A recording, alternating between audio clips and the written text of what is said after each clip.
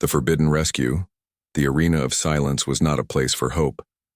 It was a place of screams, blood, and forgotten souls. Fighters entered, but almost no one ever left. On planet Groxar, the arena was more than entertainment. It was control. It reminded the people who ruled and who suffered. Far away from the noise of the city, a human man named Jace stood in the shadow of a tall alien building. The sun above Groxar was red and cruel. Jace's eyes were calm, but his fists were tight. He wore a long cloak stained from travel. Dust covered his boots, but his heart was sharp and ready. No human had entered the arena in over 20 years. He took a deep breath and whispered to himself, "I'm not doing this for glory." He was doing it for her.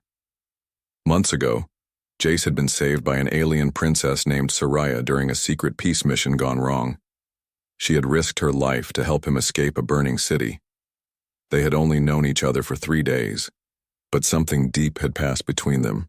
Respect, trust, maybe more. Then came the news. Princess Soraya was taken by rebel warlords and sold to the arena masters. It was said she would be used as a symbol of punishment, hidden somewhere deep inside the arena walls, kept alive only for their amusement. No army came for her. No noble dared challenge the arena, but Jace did not forget her. Not for one day. He walked toward the arena gates. 2 massive alien guards blocked the path, their armor shining like bone and steel. They looked down at him, confused. "You don't look like a fighter," one said. "I fight," Jace answered. The guard laughed. "You have no sponsor, no name. You'll die in the first match." "Then let me die," Jace replied. But inside, the guards whispered to each other, then opened the gate. Jace stepped into a cold, dark tunnel lit by red lights. Every step echoed.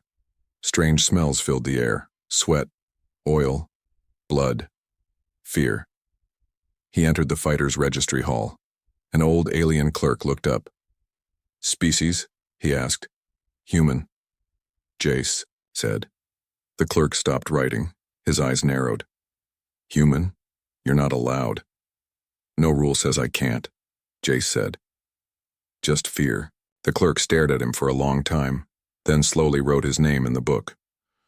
"You fight tomorrow," he said. "If you survive, we talk again." Jace nodded and was led to a small stone cell underground. There was no bed, just cold rock and a water tube. He sat in silence, remembering her face, her silver eyes, her voice, the way she had called him Earth Warrior with a smile. Above him, the arena roared with cheers and screams. Battles were happening every hour. Aliens fought for honor, gold, and sometimes just to survive another day. That night, Jace lay on the stone floor staring at the ceiling. He thought of her hands pulling him to safety, of her standing alone in that cursed place, waiting, or maybe already losing hope. He closed his eyes and whispered, "I will find you." The next morning, the noise of the arena was louder than before. His cell door opened. 2 guards entered, handing him light armor and a strange curved blade. They gave no words, only nods. They were curious if he would last 5 minutes. He walked into the preparation chamber. Fighters from many species sat around, stretching, meditating, or sharpening weapons. Some looked up when he entered. A few laughed. Others ignored him. "He's human," someone whispered. "I thought they were extinct." "Maybe he's a toy for the first match," another said. Jace ignored them. He sat alone, breathing slow and steady. His mind was clear. Far above, in a hidden cage behind tinted glass, Princess Soraya sat in chains. Her once bright robes were torn, and her eyes were tired. Every day she was forced to watch the arena, watch death and pain. It broke her spirit, piece by piece. But today, she felt something strange. Her heart beat faster. She leaned forward, staring through the glass. Something in the crowd, someone walking toward the gate. A man, small compared to the others, but his walk was familiar. No, it couldn't be. Jace stepped into the light. The crowd paused. Whispers spread. Human. Is that real? Soraya stood up, her breath shaking. Earth warrior, she whispered, and for the first time in weeks she felt something she thought she had lost forever. Hope. First blood. The gates opened with a slow, grinding sound. Dust floated in the hot air as the massive arena lit up with thousands of glowing, alien eyes. The crowd was loud, shouting, screaming, laughing. They had never seen a human step onto the blood sand in their lifetime. For most of them, humans were myths, weak creatures of the past. But now one walked alone into the pit. Jace stood tall under the twin suns of Groxar. Sweat rolled down his back, but his hands didn't shake. He gripped the curved blade tightly. His eyes scanned the arena. Stone walls, metal towers, electric barriers. There was no escape. Only survival. The announcer, a floating creature with 3 eyes and a voice like thunder, screamed through the air. Today's first match, the human challenger versus Skrell the Bone Crusher. The crowd erupted. They knew Skrell. He was not a fighter. He was a beast in armor, 7 feet tall, 4 muscular arms, skin like iron plates, and teeth like daggers. He had killed 27 opponents in the arena. Most didn't last more than a minute. The gate across from Jace slammed open. Skrell walked out, dragging a bloodstained hammer in one hand. The ground shook with every step he took. He looked at Jace and smiled wide. "Tiny thing," he growled. "This will be quick." Jace didn't speak. He just moved into a ready stance, light on his feet, blade low. High above, Princess Soraya watched from her cell, her hands shaking. "No," she whispered. "They're feeding him to Skrell. It's a death sentence." Beside her, a cruel warden laughed. "Humans always break early. Watch closely, Princess. This one won't last long." The fight began with a deep gong. Skrell roared and charged forward, swinging his hammer with full force. Jace rolled to the side just in time. The hammer slammed into the sand, sending dust flying. The crowd cheered. Jace struck back quickly, slicing Skrell's side. It was a shallow cut, but it left a mark. Skrell growled, "You scratch me? I will crush you slowly." He attacked again, 2 arms grabbing, 2 arms swinging. Jace ducked, spun, and kicked Skrell's leg. Skrell stumbled but did not fall. Jace moved like a dancer, quick and light. He wasn't stronger. He wasn't bigger. But he was smarter, faster. He studied every movement, every habit, every weakness. He remembered the lessons of Earth's special training, how to fight giants, how to use speed over strength. Skrell finally caught Jace with a backhand swing, throwing him to the ground. The crowd gasped. Jace rolled and coughed, pain in his ribs. He stood up slowly, bleeding from his lip. Soraya's heart dropped. "Get up," she whispered, pressing her hand to the glass. "Please, get up." Jace wiped the blood from his mouth. Then he smiled. Skrell charged again, screaming in rage. This time, Jace did something no one expected. He ran toward the beast. Right at the last second, he slid under Skrell's legs and stabbed upwards, straight into the unarmored joint behind the knee. Skrell roared in pain and fell to one knee. Before he could rise, Jace jumped onto his back and pressed the blade to Skrell's neck. "Yield," Jace said, breathing hard. "You've lost," Skrell growled. His arms moved, trying to reach Jace. But the human had the perfect angle. One wrong move and the blade would cut deep. After a long silence, Skrell dropped his hammer. The crowd went dead silent. The announcer's voice cracked. "The winner, the human challenger." Then the arena exploded with noise. Some cheered. Some booed. All were stunned. High above, Soraya fell to her knees in shock. "He did it," she whispered. "He's alive." Back in the fighter's tunnel, Jace was grabbed by guards and dragged to a chamber. He was thrown into a medical room where alien medics began treating his wounds. None of them spoke. They just stared at him. One finally asked, "What planet are you from?" "Earth," Jace said. "We thought your kind were extinct." "Not yet." After treatment, he was taken back to his cold stone cell. The door slammed shut behind him. Jace leaned against the wall, breathing slow. His ribs hurt. His arm was bruised. But he was still alive, and now he had their attention.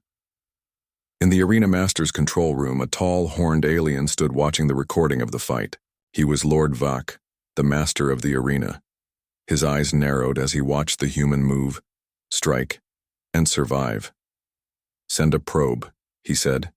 "Find out who he is. No human enters without reason." A smaller alien beside him nodded. "What if the princess knows him?" Vak turned slowly. "Then we keep them apart. If she hopes, the people might hope, and we can't have that." Meanwhile, in her hidden cell, Princess Soraya wrote something on the stone wall with a sharp piece of metal. He came. She couldn't sleep that night. Her mind was full of memories. Jace's voice, his laugh, the way he had defended her once before. He had risked everything to enter the arena, and now he had risked his life again just to reach her. But the arena had many levels, many battles, many traps, and the next fight would not be fair. Because now, the masters were afraid. The truth revealed, Jace sat alone in the cold cell, staring at the scar across his wrist. It was from a different life, a different war. But pain had a way of returning, especially now. His ribs ached from the last fight, and his left arm was sore. But worse than the pain was the silence. The arena had gone quiet after his victory over Skrull. Too quiet. Something was coming. Outside his cell, metal boots echoed down the stone corridor. 2 guards appeared, both tall insectoid aliens, with glowing blue armor. One opened the door while the other pointed a spear toward Jace. "Stand. Move." Jace didn't ask where they were taking him. He had a feeling it wasn't good. They marched him through a winding tunnel until they reached a strange chamber, a dark circular room with bright white lights above and a single platform in the center. A tall alien in dark robes stood waiting. It was the arena's protocol master. "You broke the rules," the master said coldly. "Your face was hidden. Your origin was false. We demand truth." "You never asked," Jace replied. "You are human," the master said. "You lied." "I survived." The master paused, then smiled darkly. "You will remove your mask before the audience. They will know what you are, and if they hate you, they'll demand your execution." Jace nodded. "Let them see me." A few hours later, the arena filled with a strange excitement. The announcer's voice thundered once more across the sky. "Today, the truth shall be shown. The human fighter must reveal his identity." Jace walked out slowly into the center of the arena. This time, no weapons, no armor. Just the same worn cloak he arrived in. The crowd buzzed with whispers and laughter. Is he really human? No way. A trick? Then in silence, Jace pulled back his hood and removed the mask. A gasp rolled across the stands like a wave. He was human, young, scarred, fierce eyes. The sun hit his brown skin and sweat glistened on his face. For a full 10 seconds, no one moved. Then the crowd erupted. Some shouted praise, others roared in anger. Objects were thrown, curses screamed, fists raised. One alien even fainted. In the royal viewing chamber, Princess Soraya stood frozen, her eyes wide. "It's really him," she whispered. The warden beside her looked nervous. "He's insane, showing his face like that." Soraya pressed her hands against the glass. "No, he's not insane. He's sending a message." Back in the arena, the announcer tried to regain control. "The crowd must decide. Shall he fight or fall?" Surprisingly, the majority screamed, "Let him fight," not because they liked him, but because they wanted to watch, to see how long this last human would last. They were hungry for more blood.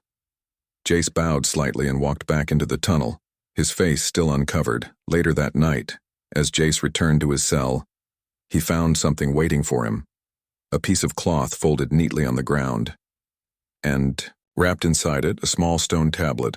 Scratched onto the surface was a message in an alien language, but one he had learned during his training with Princess Soraya. It read, "You are not alone. I remember." Jace held the tablet too, his chest, his eyes closing. For the first time since entering the arena, he allowed a smile. But not all news was good. In the arena master's chamber, Lord Vac watched the crowd's reaction carefully. "Fools," he hissed. "They think he's a hero. They cheer for a human." "What do we do?" his advisor asked. "We crush him," Vac replied. "And we break her spirit once and for all." The next morning, the guards woke Jace early. They didn't say where they were taking him. He was stripped of his cloak and given a different kind of armor, lighter, more flexible. As he entered the staging ground, he saw something strange. His opponent wasn't waiting for him. Instead, a woman stood there, an alien warrior from the Crimson Scale tribe. Tall, armored in silver-red plating with sharp eyes and twin swords across her back, but her hands were raised, palms out. "I don't want to fight," she whispered quickly. Jace narrowed his eyes. "Then why are you here?" "We've been watching you, some of us. Not everyone in the arena fights for the Masters. Some of us were captured, some of us are prisoners. Like her." His heart jumped. "Soraya?" The warrior nodded. "She saved my sister once, and I owe her." "I know who you are. I saw you fight Skrill. You have no chance alone." "What do you want from me?" Jace asked. "A secret alliance," she said. "We'll help you survive. In return, you help us destroy the arena." Before Jace could respond, the gates opened. A mechanical beast entered, covered in electric armor. This was no test. This was a trap. The Masters wanted Jace dead now. The female warrior turned quickly. "We fight together today." The beast roared and launched forward, firing shockwaves from its limbs. Jace rolled left. The warrior jumped right. Together, they moved like a team. The crowd screamed in confusion. This wasn't a fight. It was a partnership. But the beast didn't care. It struck with spinning claws and burning plasma. Jace nearly lost his footing, but the warrior grabbed him and pulled him up. "Your move, human." Jace ran forward, jumped on the beast's back and stabbed a metal cable connecting its head to its spine. Sparks exploded. The warrior slashed its legs, making it stumble. Then, Jace drove the blade deep into its control core. The beast fell. The crowd went wild, and Lord Vac stood from his throne, furious. In the medical bay, as Jace's wounds were treated again, he looked at the warrior. "What's your name?" he asked. "Zala," she said. "Why risk your life for a human?" Zala looked at him carefully. "Because you're the first one who made us believe we might be free." But Jace wasn't thinking about freedom. He was thinking about her and what hell the arena might send next. The Silent Alliance. Deep below the arena floor, where blood never reached and the cheering could not be heard, Jace sat in the dark with Zala. The small room they hid in was not on any map. It was a servant's prayer chamber, long forgotten and sealed by rusted chains. No cameras, no guards. Perfect for planning a secret war. Zala spread out a thin, hollow map on the stone floor. Faint blue light lit their faces. These tunnels were once used by food carriers and injured fighters, before the arena turned into a machine of death, she said. Jace looked at the web of paths. "And you think one of these leads to where they keep the princess?" "Don't think," Zala replied. "I know. My sister was once held in the cell block before they moved her." She described it. Same red walls, same energy lock, same pitiful music they play to break the spirit. Jace clenched his fists. "How many fighters will join us?" Zala hesitated. "Maybe 6, maybe less. Everyone is afraid. But if you keep winning, more will follow." Jace stood. "Then we give them a reason to believe." Above them, Lord Vac stood on the balcony of the Master Tower, looking out at the arena below. His advisors whispered behind him. "He should be dead. Why is the crowd cheering for him?" "Some see him as a hero," one said. "Others want to see how far he can go." Vac's eyes burned with fury. "Then we'll give them a show they'll never forget." That afternoon, Jace was summoned again, this time without warning. No message, no guard escort. Only a sudden rush of smoke in his hallway and the sound of a door unlocking. He stepped out cautiously. No one was there, only silence. He walked forward and found himself in a part of the arena he'd never seen before, an old temple, long buried beneath the Colosseum. Strange statues lined the path, all broken. Weapons hung from the walls, long rusted and useless. Then came the voice. Human. Jace turned quickly, blade drawn. A massive figure stood in the shadows. Not a fighter, not a guard, a general. The beast wore ceremonial armor, black and gold, with a single red mark across his chest. His 4 eyes glowed softly. My name is Korax, the general said. I watched your last 3 fights, impressive. If you're here to kill me, get in line, Jace replied. Korax chuckled. Not yet. I came with a question. Ask.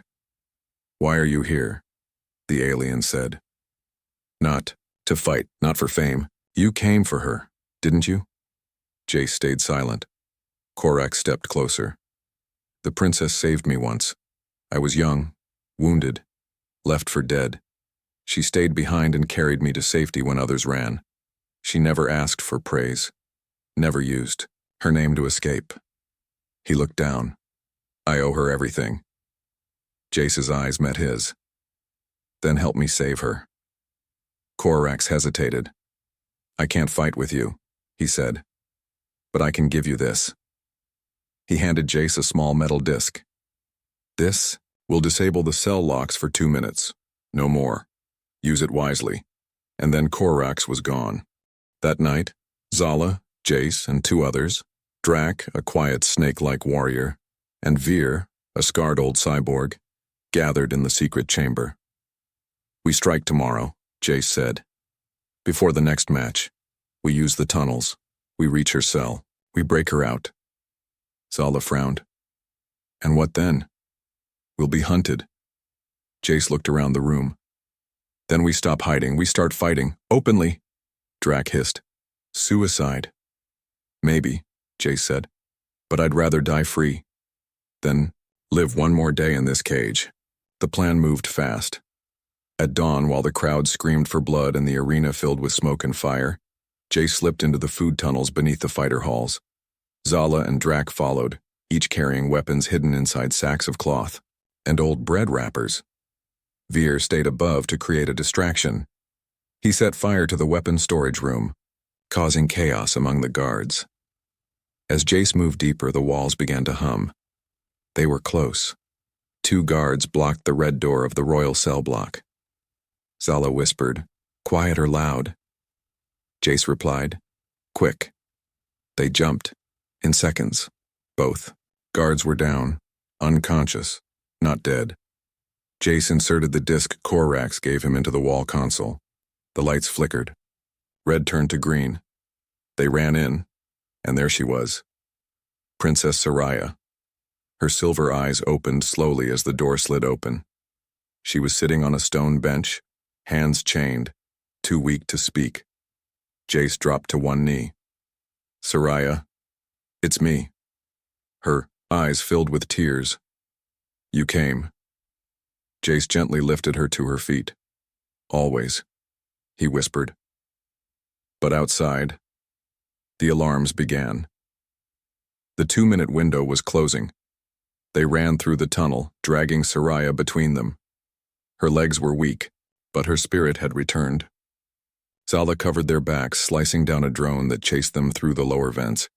But just as they reached the upper corridor, the disc died. The doors sealed shut, trapped. Behind them, guards screamed orders. Heavy boots slammed on the metal floors. No way out, Zala yelled. Jace looked around, breathing hard. There's always a way, he said. He opened a floor panel and found an old maintenance shaft, barely big enough for 1 person at a time. Go, he ordered. What? About you, Soraya asked. I'll block the door. Once you're through, I'll follow. No, she cried, grabbing his hand. He looked at her. You trusted me once. Trust me again. Tears in her eyes, she nodded. She crawled into the shaft. Zala followed. Drak stayed to help Jace. The door exploded. The guards poured in, and the fight Began fire and betrayal. Smoke filled the corridor. Explosions shook the walls as fire spread from the sabotage in the weapon storage. Jace and Drac stood at the edge of the broken door, blades ready, facing a full squad of armored guards. Behind them, Zala's voice echoed from the maintenance shaft. "Jace, she's safe. Come now." But Jace didn't move. He looked at Drac. "You go." "I stay." Drac hissed back. "You saved her. Now I help you survive." The first wave of guards rushed in. Metal clashed. Blades cut. Jace ducked low and struck fast, while Drac spun like a silver coil, taking down 2 soldiers with a single twisting strike.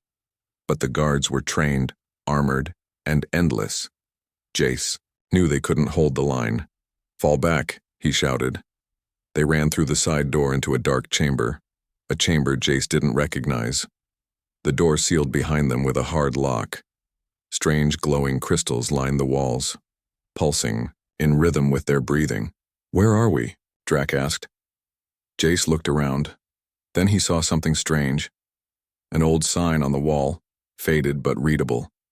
"Central Heat Core. Restricted." "We're in the fire zone," Jace said.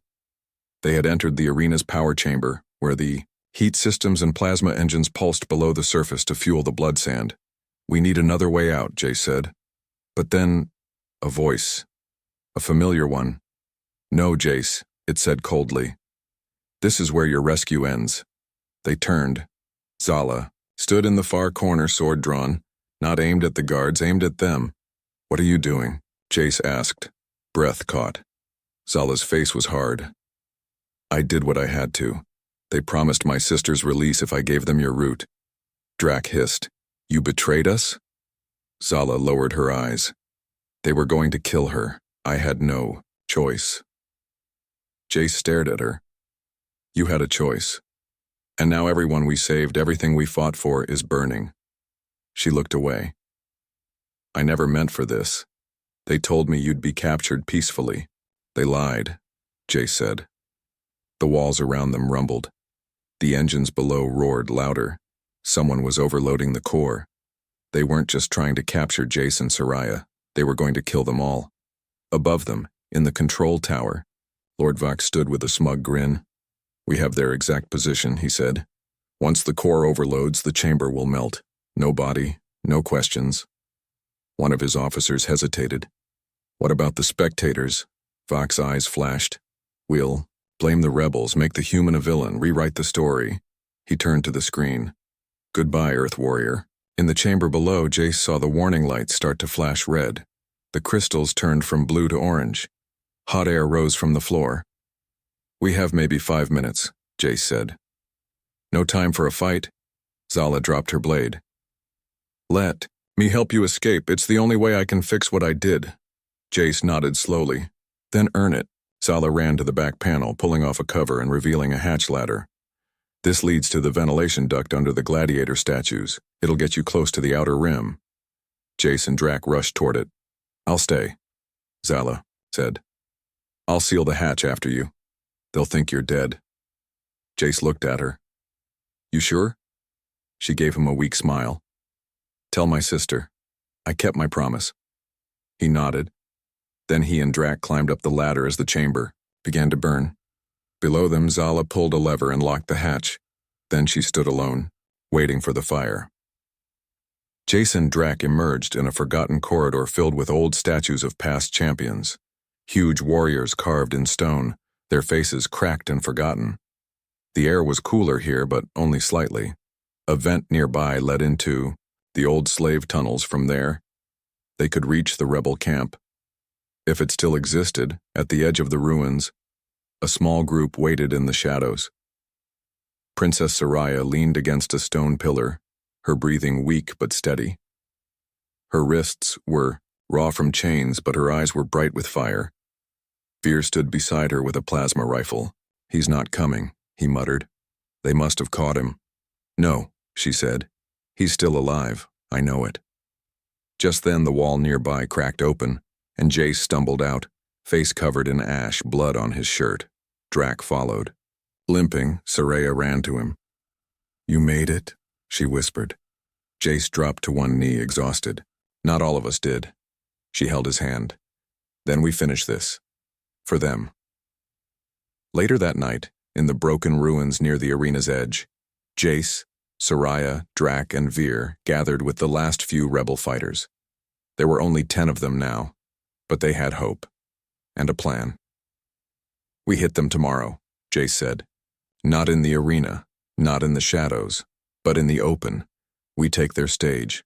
We take the arena. Soraya nodded. And we let the galaxy see the truth. Back in the tower, Lord Vak watched the flames from the core chamber rise into the sky. It is done, he said. But in his mind, a strange fear stirred. What if the human had survived? What if this was only the beginning? The Beastmaster's challenge, the arena looked different now. The seats were full, the crowd loud, but the air felt heavy. Whispers moved like wind between species. Many had come hoping to see the human again. Some came to cheer, others came to watch him die. But Jace was not in the tunnel. He was already in the heart of the arena, standing tall, blade in hand, armor scorched and scarred. The smoke cleared. This wasn't just a match. This was the final test. A loud hum echoed from the speaker towers. Then the announcer's voice filled the air. Today the last human faces our deadliest champion, the Beastmaster. Every creature in the crowd tensed. The name alone brought fear. No one had ever beaten the Beastmaster. Not once, from the far gate, steel doors shook, then opened. The ground trembled. Out walked a figure dressed in long black robes, covered in silver armor etched with bone symbols. His face was hidden behind a black mask with glowing red eyes. But behind him came the real terror. A massive alien beast, 20 feet tall, covered in metal skin, with 8 legs and 6 red eyes.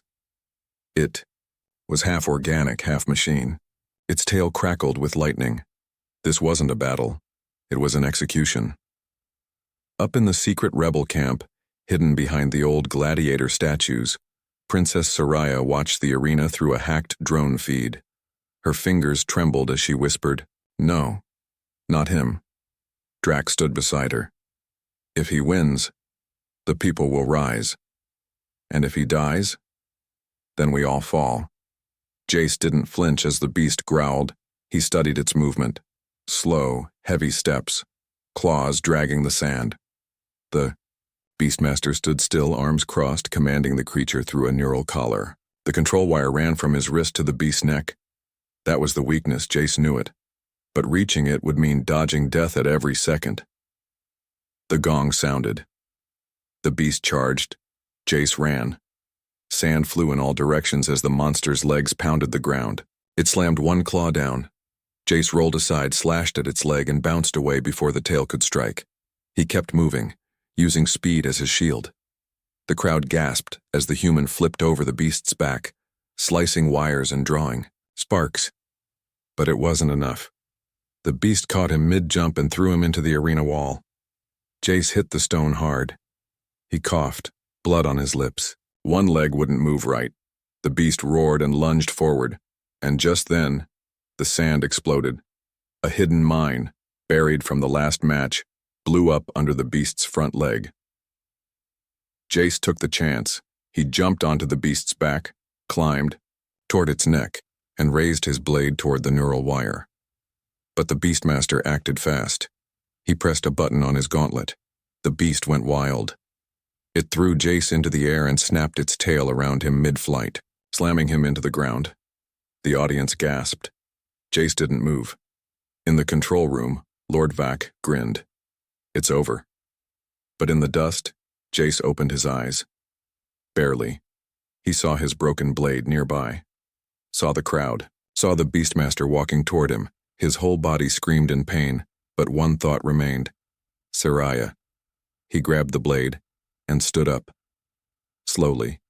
Bleeding. Limping. The crowd fell silent. They couldn't believe it. Neither could the Beastmaster. You should be dead, the masked figure growled. Not today. Jace whispered. He ran, not toward the beast, but straight at the Beastmaster. The beast lunged to stop him, but too slow. Jace jumped, kicked off the beast's head, and drove the blade into the master's wrist, cutting the neural wire. The beast stopped moving, like a puppet with its strings. Cut, the master screamed, but it was too late. Jace grabbed the collar device and smashed it. The beast froze, then turned. Toward the Beastmaster. It roared and charged its own master.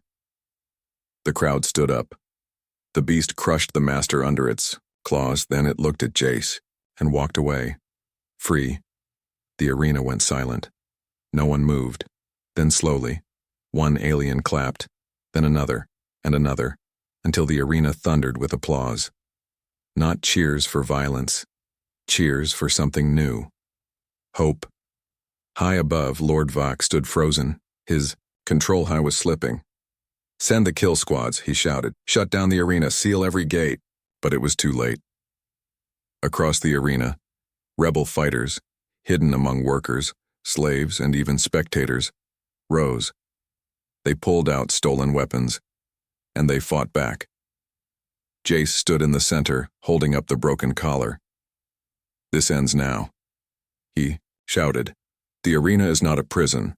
It is a stage, and we choose what the story is. The crowd roared. All species. One voice. One cause. Freedom. Outside the arena, Lord Vak's ships tried to leave, but rebel ships blocked their path. Korax, the old general, led the charge. For the princess, he roared. For the human. By nightfall, the arena had fallen. The flags of the masters were torn down. The gates were broken open, and the people were free. Princess Soraya stepped into the center of the arena beside Jace. She held his hand. You saved me, she whispered. You saved me first, he replied. What now? She asked. He looked at the stars above. We build something better. Crown of chains, the arena of silence was no longer silent. Its gates were wide open. Its banners, once soaked in blood and fear, now lay in ashes. Where there was once only screams and pain, there were voices rising in celebration. Voices of the freed, voices of the brave, voices of those who once bowed, now standing tall. Jace sat alone in the middle of the blood sand. His body was bruised, bandages wrapped around his chest and shoulder. He had not slept in 2 days, but his eyes were wide open, watching the dawn rise over Groxar. A new sun for a new era. Princess Soraya walked across the arena floor wearing white robes marked with silver rings, the ancient symbol of peace among her people. The chains once wrapped around her hands now hung as a belt on her waist, a reminder of what was and what would never be again. You didn't come to the feast, she said softly. Jace gave a tired smile. Too loud, too many stories. You earned everyone, she said. They call you the Chainbreaker now? He shook his head. I didn't break the chains, I just reminded them they had the strength to do it.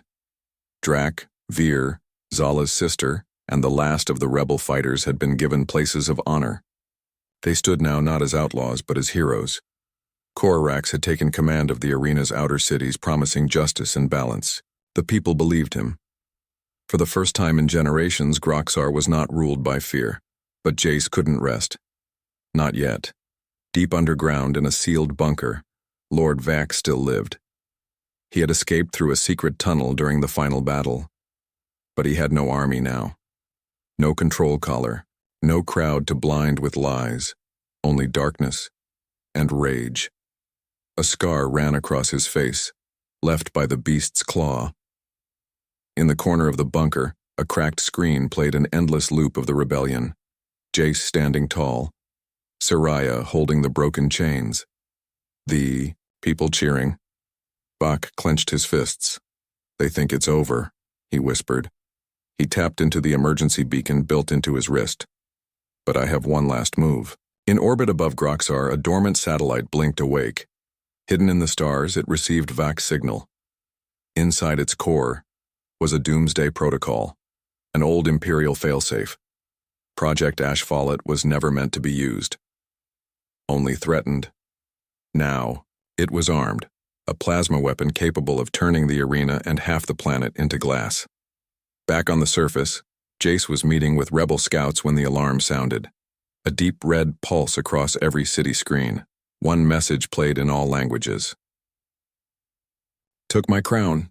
Now you will burn beneath it. It was signed. Vak, last master of Groxar. Panic spread fast. Soraya's guards rushed to secure her. Fighters grabbed weapons. Ships were launched to scan the sky. Jace ran to the control tower, now converted into a rebel command post. Cor Rax met him there. It's real, the general said. We intercepted the signal. It's a Sun-Core cannon. Old tech orbiting in stealth mode. Can we stop it? Jace asked. Not from the ground. Someone has to go up. Jace didn't wait. I'll do it. Within the hour, he was aboard. A stolen dropship headed for low orbit.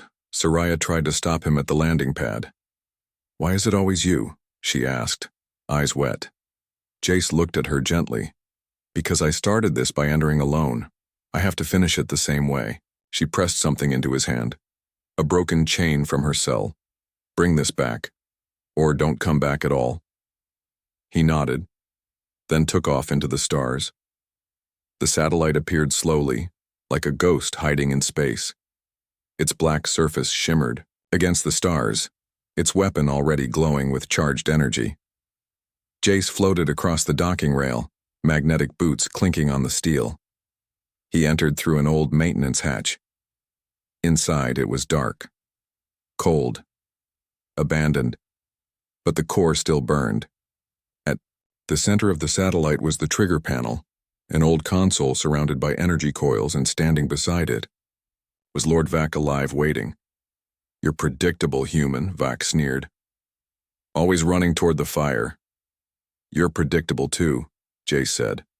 Always hiding behind machines. Vak raised a plasma blade. Let's end this. They fought in the narrow space between control towers and gravity engines. Sparks flew. Metal groaned. Vak was stronger, faster, his body enhanced by old tech. But Jace was smarter. Every move had a memory. Every strike was for someone lost. Zala, the prisoners, the nameless fighters who fell without voice. He dodged Vak's final slash and jammed the broken chain into the satellite's vent system. Then, he kicked Vak back into the reactor. Fire erupted. Outside, the satellite began to fall apart. Jace limped to the control panel, blood running down his side. He reprogrammed the weapon, changing its coordinates. Instead of firing at Groxar, he aimed it at deep space. With his last strength, he pressed the override. The cannon launched its power into the void. The satellite began to collapse. A rebel cruiser caught Jace's escape pod seconds before the blast. They pulled him out. Barely, breathing, barely alive, but alive. 3 days later, the people gathered once more in the arena, not to fight, not to bleed, but to watch. Jace stood beside Soraya as she placed a simple crown of woven crystals on his head. You did not take this crown, she said. You earned it. But Jace removed it and placed it on a stone pillar. No more kings, no more masters.